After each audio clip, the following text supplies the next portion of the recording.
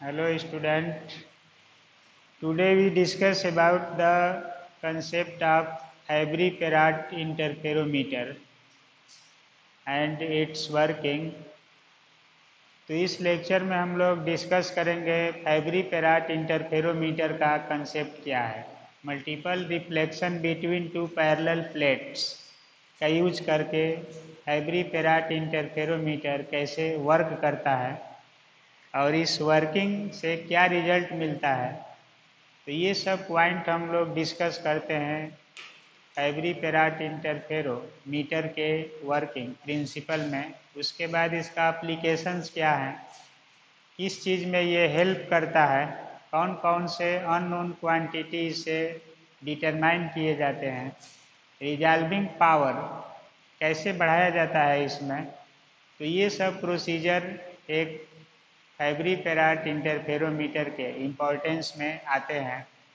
ये Michelson interferometer के compare में अधिक रिजॉल्विंग पावर या शार्पनेस ऑफ फ्रिंजेज को क्लियर बताता है, कितना है, रिजोल्यूशन क्लियर करता है।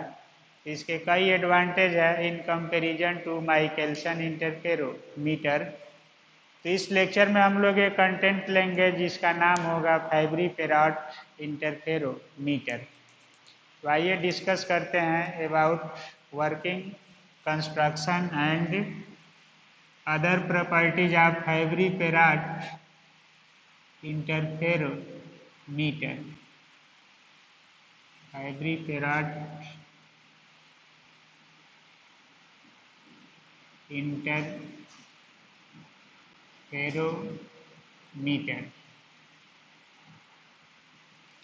तो इसका वर्किंग मैकेनिज्म क्या होगा, तो इसमें हम लोग लेते हैं कि ये it is an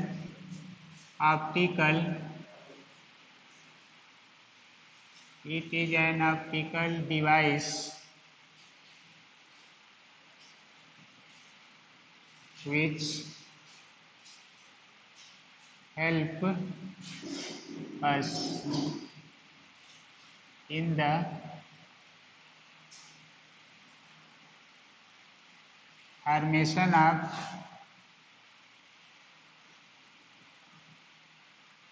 interference fringes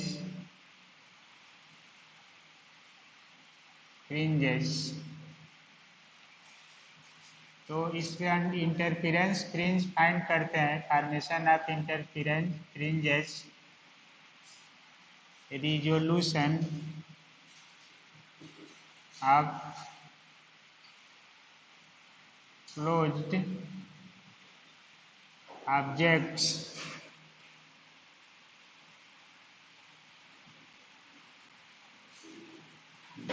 determination of lambda and delta lambda, wavelength difference of unknown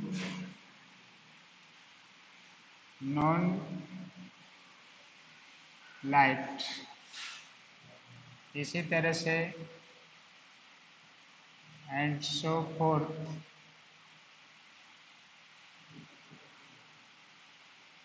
properties of light. अब देखिए इट्स वर्किंग, ये तो इसे हम लोग कौन कौन से टर्म डिफाइन करते हैं, इसका प्रिंसिपल किस पर बेस्ड है, डिफिनीशन में लेते हैं हम लोग। तो it's working is based on the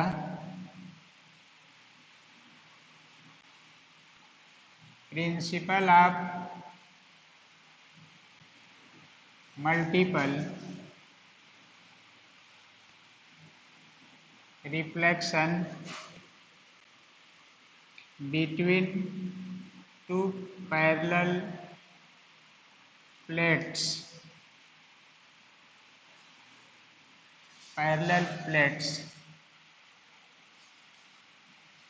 as shown in following ठीक है। तो इसमें हम लोग यही है कि ऑप्टिकल डिवाइस है जिसकी सहायता से इंटरफेरेंस फ्रिंज को हम लोग बनाते हैं और उस फ्रिंज के ऑब्जर्वेशन से हम लोग कई वंडरफुल कार्य करते हैं, जैसे क्लोज्ड ऑब्जेक्ट को रिजॉल्व करके देखना, वेवलेंथ को डिटरमाइन करना, वेवलेंथ डिफरेंस को फाइंड करना, फ्रिंज बनाना, सर्कुलर फ्रिंज इसमें भी बनती है। तो तरह तरह का शार्पनेस बढ़ाना, किसी इमेज की शार्पनेस कैसे बढ़ाई जाएगी, ये इसके प्रिंसिपल में हम लोग एक्सप्लेन करेंगे, सॉल्व करेंगे कि मल्टीपल रिफ्लेक्शन से कैसे शार्पनेस को बढ़ाया जाता है, शार्पनेस ऑफ रिजोनेंस इसमें कैसे क्लियर आता है। तो ये सब प्रॉपर्टीज वर्किंग के बाद हम लोग एक्सप्लेन करेंगे। पहले इसका कंस्ट्रक्शन क्या होगा, वर्किंग मैकेनिज्म क्या होगा, इसको एक्सप्लेन करते हैं। तो इसमें देखिए एक लाइट सोर्स होगी, पहले तो एक्सटेंडेड, ये टू पैरेलल प्लेट्स होती है इसमें ऐसे।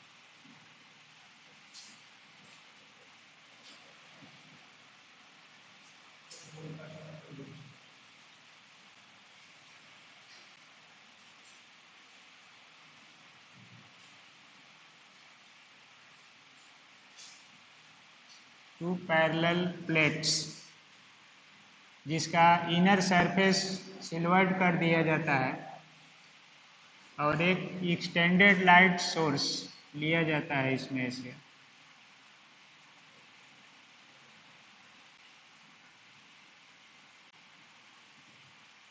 एक्सटेंडेड लाइट सोर्स, सपोज कीजिए इसे लाइट को इमर्ज आउट कराया जा रहा है इसे,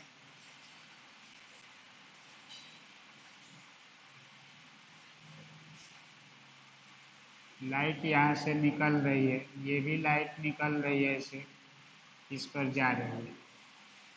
तो मीडियम चेंज होने से हल्का सा अपने पाथ से ऐसे डेविएट होगी, यहाँ से इस तरह से लाइट रेज निकलती है इस तरह। अब इसी का कुछ पार्ट यहाँ पर रिफ्लेक्ट होता है, मल्टीपल रिफ्लेक्शन। मल्टीपल रिफ्लेक्शन आप लोग पढ़े, तो ये बार बार मल्टीपल रिफ्लेक्शन से ऐसे रेज बनती है।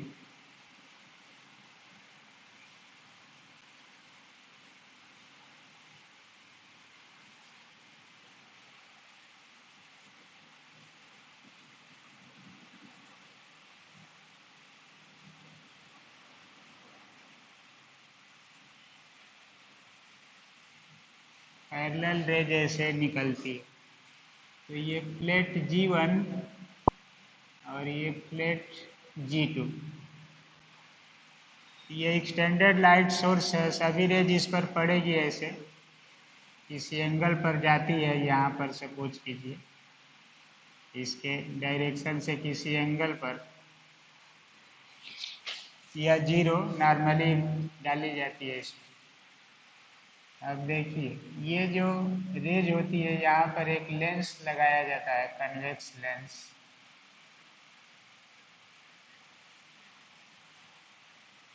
इस तरह से लेंस होता है,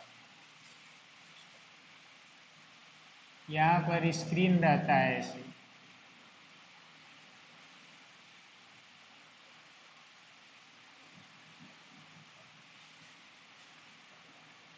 ये स्क्रीन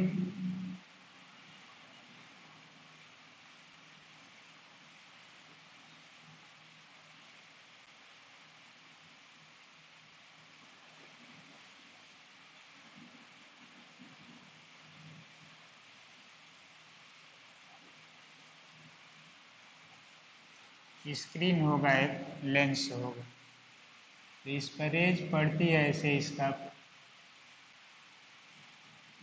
पैरेलल रेज जा रही है ऐसे। सपोज कीजिए रेज यहाँ से जा रही है और भी रेज यहाँ पर निकलेगी, तमाम रेज जा रही है ऐसे।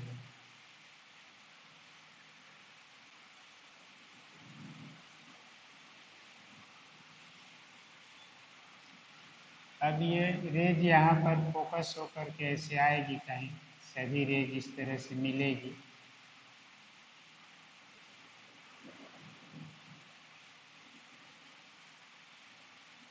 ये नीचे से ऐसे जा रही है, बेंड होकर यहाँ पर पहुँची। तो ये सेंटर मान करके एक फ्रिंज यहाँ पर सर्कुलर ऐसे क्रिएट होगी। एक रेज का है, सभी रेज ऐसे जाएगी, इधर रेज जो जा रही है इधर ऐसे रिफ्लेक्ट होकर के इस पोर्शन से कहीं ना कहीं फोकस होती है इसमें। तो इस पर फोकस होकर के फ्रिंज बनाएगी। अब इसी को बेस सेंटर मान कर ये सर्कुलर फ्रिंज बनती है। तो ये होगा स्क्रीन, ये लेंस है, ये मल्टीपल रिफ्लेक्शन हो रहा है इस तरह से।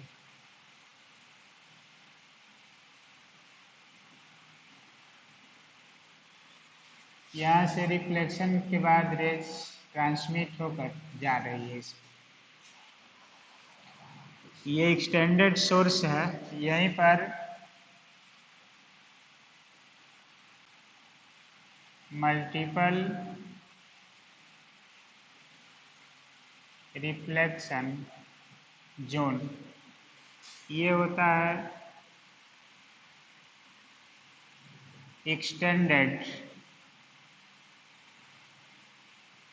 Light source. Extended light source silver plate parallel होती है। अब इसको दोनों को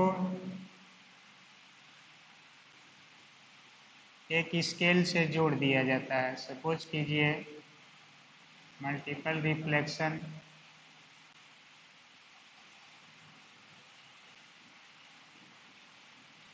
इस तरह से स्केल बना दिया जाता है रीडिंग लेने के लिए।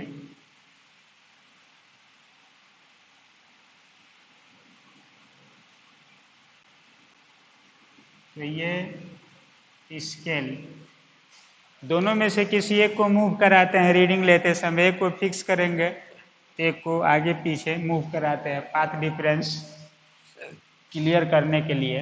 तो ये स्क्रीन हो गया, दो प्लेट हो गई, मल्टीपल रिफ्लेक्शन हो गया इसमें। और फ्रिंज स्क्रीन पर देखने पर माइक्रोस्कोप से देखी जाती है। इधर ऑब्जर्वर होता है जो माइक्रोस्कोप से इसको ऑब्जर्व करता है इस तरह से।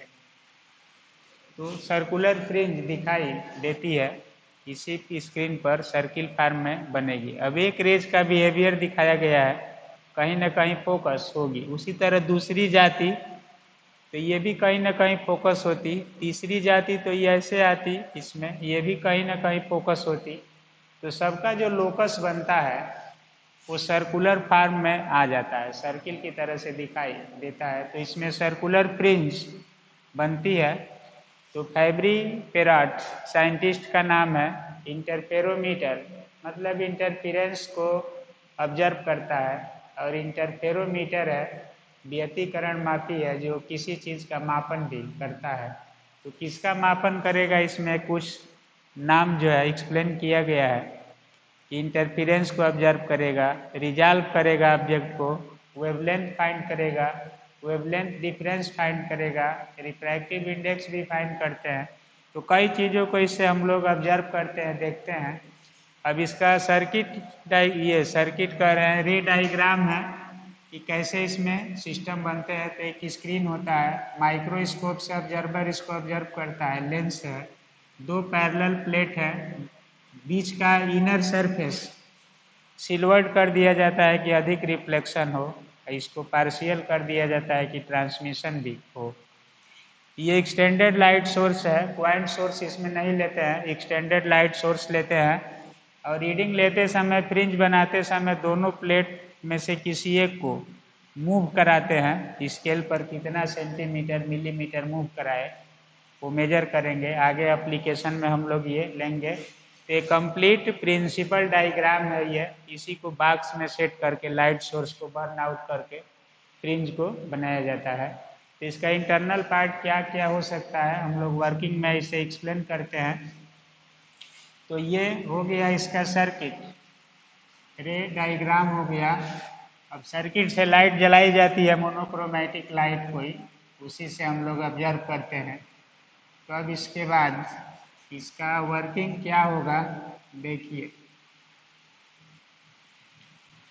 इस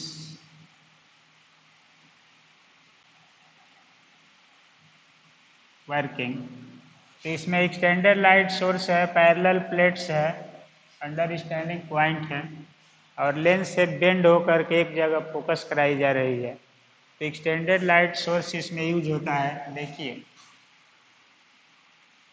व्हेन लाइट वेव्स या raise waves are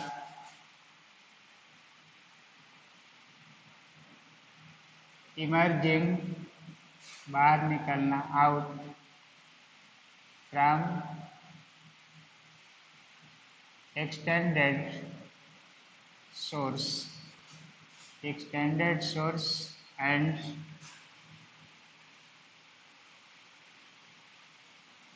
passing through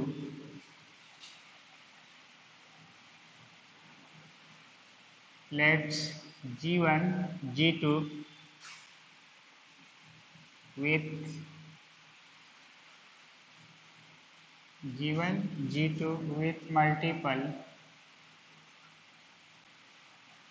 reflection and transmission। Reflection भी हो रहा है, ट्रांसमिशन भी हो रहा है। Transmission, multiple passing through G1, G2 with multiple reflection and transmission करके पास करेगी इसको, ट्रांसमिशन। एंड देखिए, एंड फाइनली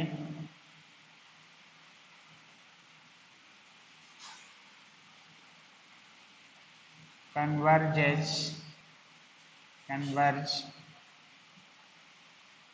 by convex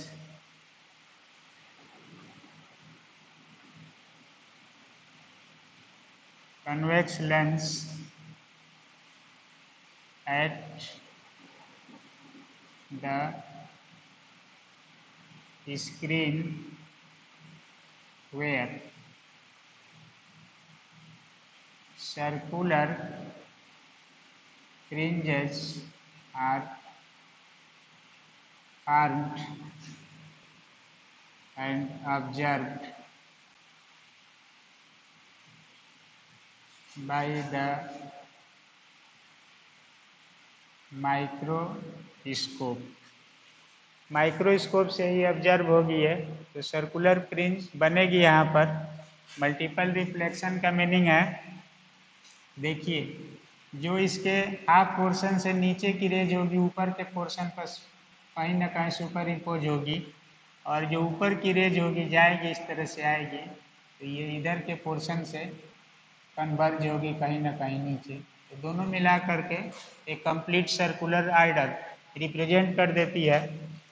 तो ये इसका वर्किंग प्रिंसिपल होगा। अब देखिए, यहाँ पर रेज जो जा रही है फाइनली उसी डायरेक्शन में निकल रही है।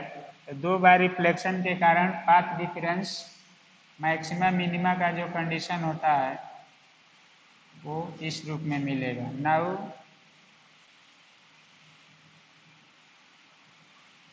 Condition of maxima and minima is find as. तो इसमें जो कंडीशन होगा मैक्सिमा मिनिमा का, तो पाथ डिफरेंस का फार्मूला होगा 2 mu f t cos theta r equal to, जैसे डेल्टा की वैल्यू है एन लेमडा, मिलेगा ये पाथ ब्राइट, और 2 mu f t cos theta r equal to मिलेगा 2n+1 λ/2 फॉर डार्क। एक बार ब्राइट और एक बार डार्क फ्रिंज बनेगी। अब देखिए इसमें for air film mu f equal to 1, for normal incidence theta r equal to 0, ये टर्म होता है। So 2t equal to n lambda और 2t इक्वल टू 2n+1 λ/2, ये ब्राइट के लिए होगा और एक डार्क के लिए होगा। कंडीशन ये यूज करेंगे हम लोग, ब्राइट एंड डार्क। अब देखिए इससे है कि n की जो वैल्यू यहाँ पर यूज होती है, n 0, 1, 2, 3, पहले ही वाला कंडीशन है जो शुरू से थिन फिल्म में मिलता आया है, वही फिल्म होगी यहाँ पर भी, दोनों प्लेट के बीच में एयर, उसी में रिफ्लेक्शन ट्रांसमिशन हो रहा है। तो ये कंडीशन होगा maxima and minima of Fabry Perot interferometer. अब हम लोग कंडीशन लेंगे कि जब इंटेंसिटी मैक्सिमम होगी इसमें तो क्या होगा। अब देखिए इसी में एक टर्म और हम लोग एक्सप्लेन करते हैं यहाँ पर। Again intensity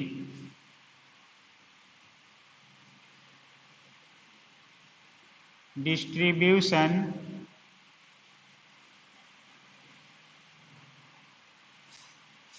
formula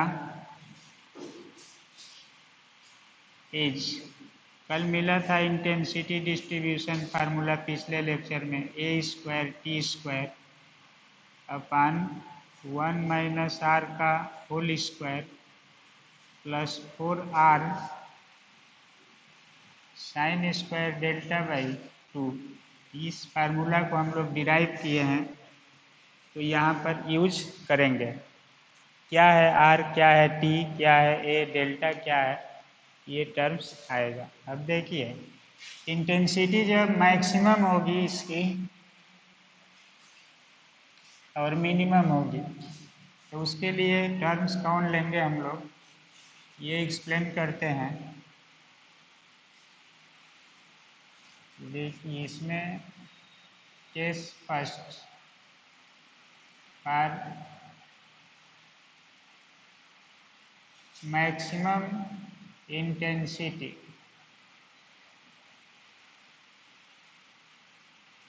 we had जैसे जब मैक्सिमम इंटेंसिटी होगा तो इसमें sin² λ/2 की वैल्यू मिनिमम होना चाहिए।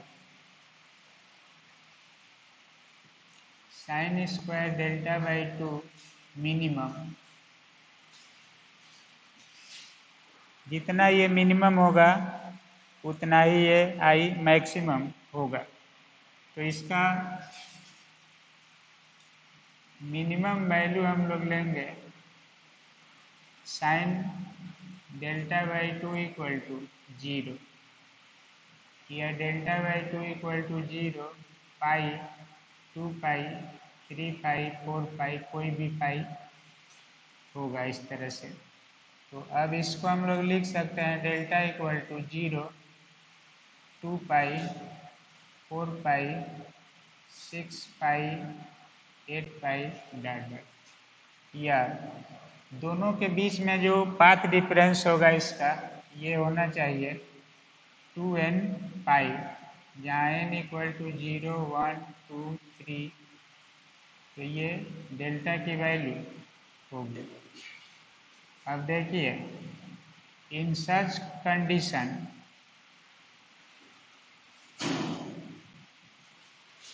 तो मैक्सिमम इंटेंसिटी होने के लिए जो फार्मूला मिला है इसमें sin² λ/2 की वैल्यू मिनिमम होनी चाहिए। तो डिनोमिनेटर जब मिनिमम होगा तो आई मैक्सिमम होगा, तो मिनिमम इसकी वैल्यू 0 होगी।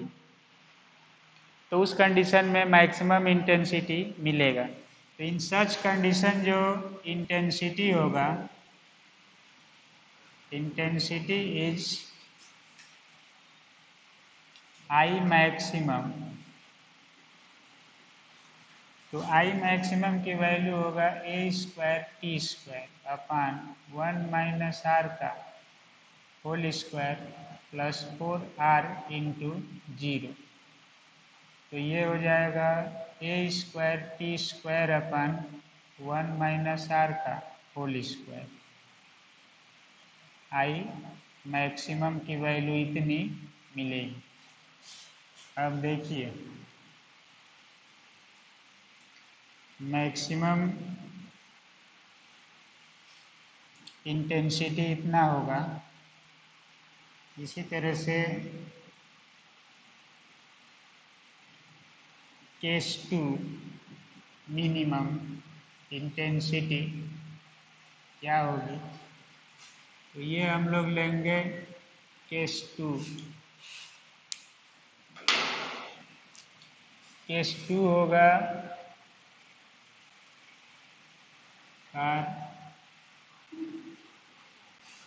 Minimum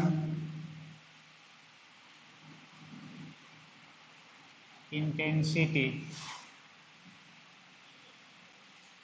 we have. Minimum intensity के लिए साइन स्क्वायर डेल्टा बाई 2 की वैल्यू होनी चाहिए 1 मैक्सिमम। तो मैक्सिमम होगा तो ये मिनिमम होगा। इतना के लिए हम लोगों को डेल्टा बाई 2 की वैल्यू आनी चाहिए पाई बाई 2,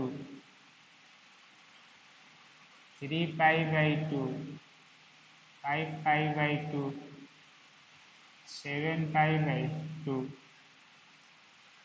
2 से 2 कैंसिल हो जाएगा, पाई, 3 पाई, 5 पाई, 7 पाई एंड सो ऑन। तो जनरल वैल्यू हम लोग लिख सकते हैं 2n + 1 पाई,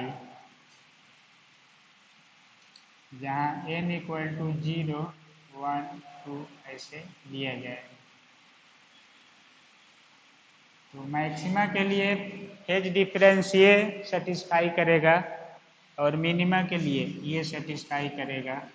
अभी इन सच कंडीशन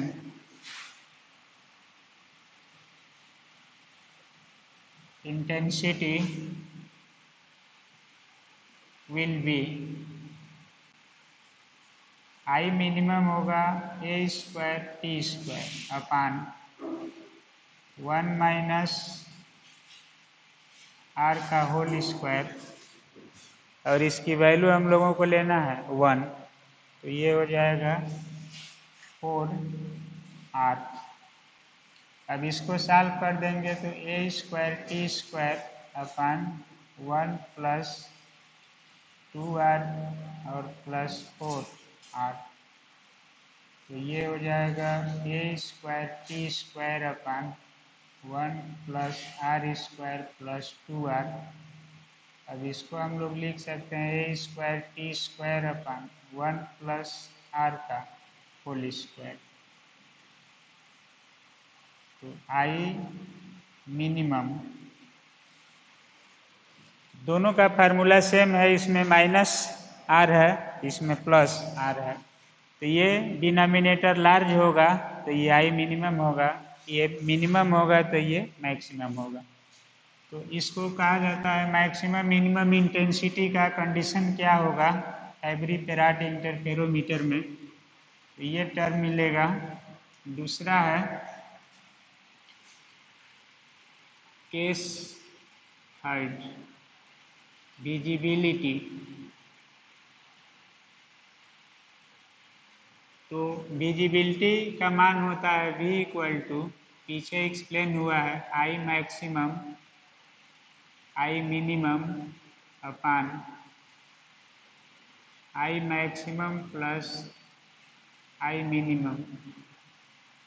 तो इसका वैल्यू है A square T square upon 1 minus are का whole square, A square T square 1 plus are का, तो ये कैंसिल हो जाएगा 1 प्लस आर और 1 माइनस आर का होल स्क्वायर। इसको सॉल्व कर देते हैं और थोड़ा सा, तो 1 प्लस आर स्क्वायर लिख सकते हैं, या इतना भी विजिबिलिटी छोड़ सकते हैं।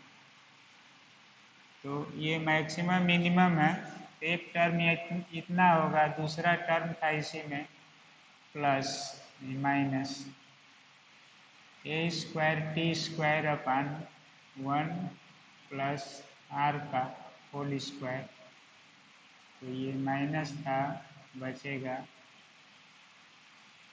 क्या होगी। दूसरा टर्म भी है इसमें ए स्क्वायर टी स्क्वायर, ये था 1 माइनस आर का होल स्क्वायर, ये था 1 प्लस आर का होल स्क्वायर, तो ये कैंसिल हो जाएगा। अब ये बचेगा 1 माइनस आर का होल स्क्वायर और माइनस ये ऊपर चला जाएगा, ये नीचे आ जाएगा। तो इसको हम लोग सॉल्व कर लेते हैं ऐसे, 1 प्लस आर का whole square minus 1 minus are का होल स्क्वायर, नीचे ये दोनों टर्म है, एलसीएम ले लेंगे, तो ये होगा 1 प्लस आर का होल स्क्वायर और प्लस 1 माइनस आर का होल स्क्वायर। अब इसी को सॉल्व कर देते हैं, तो 1 plus r square plus 2r minus 1 minus r square plus 2r upon 1 plus r square plus 2r plus 1 plus r square minus 2r। तो इसमें 1 आर स्क्वायर कैंसिल होगा, इसमें 2r कैंसिल होगा, ऊपर बचेगा 4r, नीचे बचेगा 2 प्लस 2r स्क्वायर, तो ये हो गया 4r 2 1 प्लस आर स्क्वायर, तो इस 2 से 2 कट जाएगा, 2r upon 1 plus r square. Visibility का फार्मूला होता है।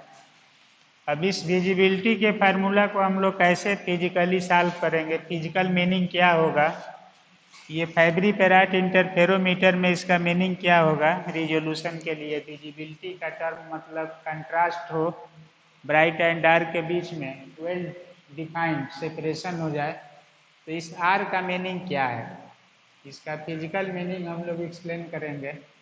ये आर होता क्या है, किस चीज़ को रिप्रेजेंट करता है, आर बढ़ेगा तो विजिबिलिटी क्या होगी, आर घटेगा तो विजिबिलिटी क्या होगी, तो इसका मीनिंग हम लोग निकालेंगे।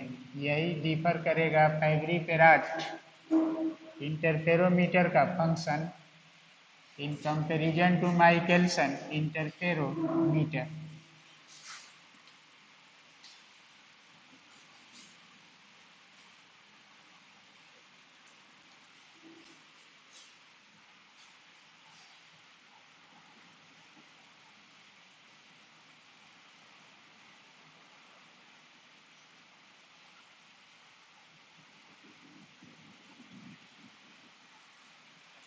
2r 1 प्लस आर, तो इसका मीनिंग हो गया this is called visibility formula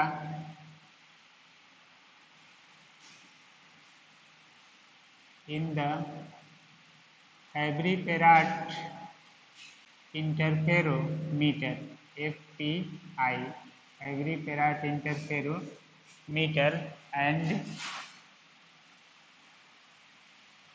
have following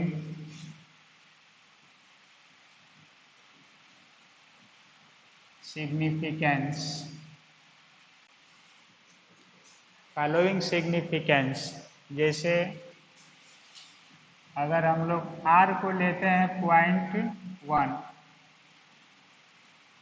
0.2, 0.3, 0.4, 0.5, इसी तरह से पॉइंट मान लीजिए 6, 0.7, 0.8, 0.9, उसके बाद 1.0। तो इसका मतलब है कि रिफ्लेक्शन कोफिशिएंट आ जाए 0.1, इंसिडेंट वेव का 0.1 पार्ट लिया जाए, अगर 1 ले लिया जाए तो 100% हो जाएगा पार्ट रिफ्लेक्शन आ जाएगा। तो रिफ्लेक्शन को कम लिया जाता है तो क्या होगा, तो देखिए भी 0.1 पर लेंगे हम लोग तो 2 × 0.1 अपान 1 + 0.01, इसका स्क्वायर कर देना है, तो ये हो गया 0.2 अपान 1.01। तो इसको हम लोग लिख सकते हैं, डेसिमल का 2 0 हटा देंगे, 1 1 इतना आएगा, तो इसकी वैल्यू ये मिलेगी। अब देखिए डिवाइड करके वैल्यू निकाल सकते हैं।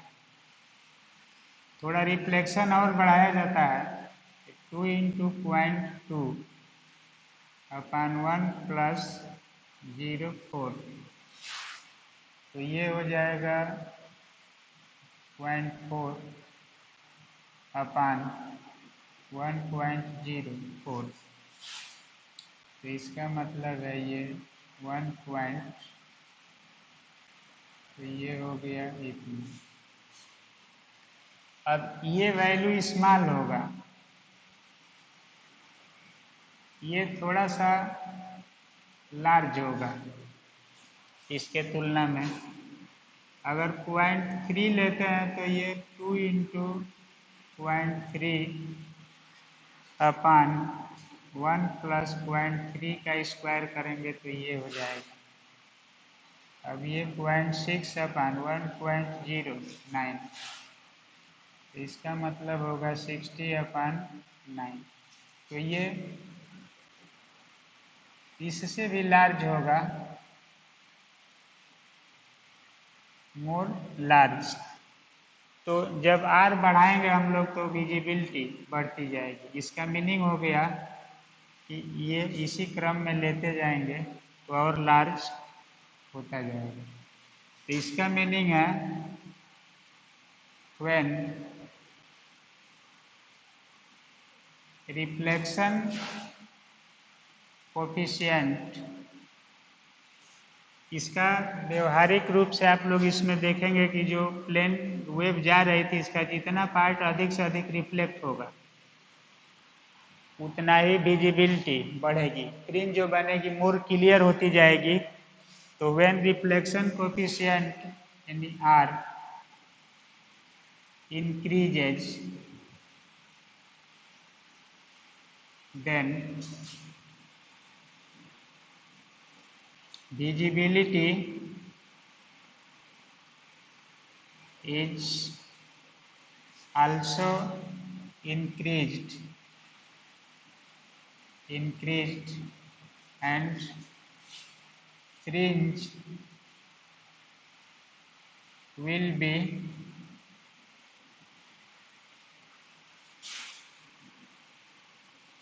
more visible,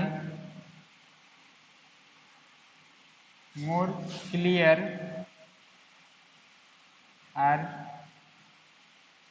good contrast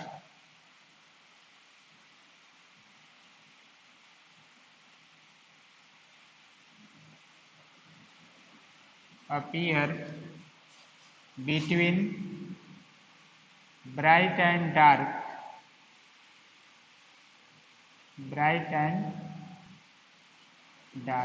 तो इस फैब्री पेराट में ये व्यवस्था है कि रिफ्लेक्शन की दर को बढ़ा करके फ्रिंज को मोर क्लियर, मोर विजिबल बना सकते हैं। जैसे आप मोबाइल से कोई वीडियो देख रहे हैं तो उसको क्वालिटी में ले जा करके अगर विजिबल बनाते हैं तो और क्लियर हो जाती है। इस तरह छोड़ देंगे तो उसकी क्लियरिटी कम आएगी। तो उसको आप इच्छा अनुसार शार्प बना सकते हैं, ऑब्जर्व कर सकते हैं, देख सकते हैं। तो यही सब डिवाइसेज जो रहती है, सेट रहती है कैमरा में, और उसी की सहायता से फ्रिंज को आप या इमेज को बढ़ा घटा करके, शार्प या डार्क करके ऑब्जर्व करते हैं। तो इसमें ये व्यवस्था है, ये मॉडर्न टेक्नोलॉजी में एक इम्पॉर्टेंट रोल में रहता है फाइबरी फेराट इंटरफेरोमीटर, और इससे क्लियरली फ्रिंज ऑब्जर्व होती जाती है। तो विजिबिलिटी को बढ़ाने का तरीका है कि जो मल्टीपल रिफ्लेक्शन है, जो ट्रांसमिशन हो रहा था, जितना अधिक से अधिक रिफ्लेक्शन होगा उतना ही हम लोगों का टर्म बढ़ता जाएगा। अब जैसे 100% इसी में हम लोग रिफ्लेक्शन करा लेते, R इक्वल टू 1 ले लेते, तो देखिए B इक्वल टू होगा 2 इंटू 1 अपान 1 प्लस 1, तो विजिबिलिटी आ जाता 1 का मतलब 100%। अब उसमें कोई शक संदेह नहीं है, ये थोड़ा कम परसेंटेज है, ये थोड़ा उससे अधिक होगा, ये और अधिक होगा, इस वैल्यू को रखेंगे तो और अधिक आता जाएगा, और इसको रख देंगे तो विजिबिलिटी 100% हो जाएगी। तो विजिबिलिटी को बढ़ाने का इसमें व्यवस्था है रिफ्लेक्शन, मल्टीपल रिफ्लेक्शन, इसीलिए मल्टीपल रिफ्लेक्शन लिया गया है। जितना रिफ्लेक्शन बढ़ेगा विजिबल फ्रिंज उतना ही बढ़ती जाएगी। तो फाइबरी फेराट इंटरफेरोमीटर का वर्किंग क्या है, उसके ऑपरेटर्स में कौन कौन से एलिमेंट हैं, किस लिए बनाया गया है, और इसमें इंटेंसिटी वेरिएशन फार्मूला क्या होगा, इंटेंसिटी कब मैक्सिमम होगी कब मिनिमम होगी, फेज डिफरेंस कंडीशन क्या होगा, विजिबिलिटी क्या होगी इस इंटरफेरोमीटर की, कैसे बढ़ेगी घटेगी। Visibility only depend on the reflection coefficient, not transmission coefficient, क्योंकि टी इसमें कैंसिल हो गया है, ओनली आर फैक्टर आ रहा है। और यहाँ से ये क्लियर हो रहा है कि आर को जितना बढ़ाएंगे, यानी multiple reflection between two parallel plates जितना इंक्रीज करेंगे उतना ही फ्रिंज क्लियर होती जाएगी, विजिबल होती जाएगी, good contrast between bright and dark appear होता जाएगा, और वही अपीयरेंस जो होगा इसकी इम्पॉर्टेंस को बढ़ा देता है in comparison to Michelson interferometer. तो हम लोग यहाँ पर चेक किए कि आर की डिफरेंट वैल्यू रखने पर विजिबिलिटी कैसे बढ़ेगी, कितना क्लियर होगी। अगर आर को 1 रख देते हैं, मतलब 100% रिफ्लेक्शन करा दिया जाए, तो विजिबिलिटी भी 100% आ जाएगी। तो ये रिफ्लेक्शन के अमाउंट को बढ़ा करके विजिबिलिटी को बढ़ा घटा कर फ्रिंज को आसानी से ऑब्जर्व कर लिया जाता है। इसके बाद हम लोग पढ़ेंगे कि शार्पनेस, फ्रिंज की शार्पनेस ऑफ रिजोनेंस कैसे बढ़ाई जाएगी रिफ्लेक्शन से, तो ये अगले लेक्चर में डिस्कस करेंगे। तो इस लेक्चर में हम लोग फाइबरी फेराट इंटरफेरोमीटर का working principle, operators, maxima minima condition, maximum minimum intensity की वैल्यू एंड विजिबिलिटी का फार्मूला और उसका सिग्निफिकेंस क्या है, ये डिस्कस किए। अब इसका अगला प्रॉपर्टीज, एप्लीकेशन या शार्पनेस कैसे बढ़ाई जाती है, ये अगले लेक्चर में हम लोग डिस्कस करेंगे। तब तक के लिए ओके, थैंक यू।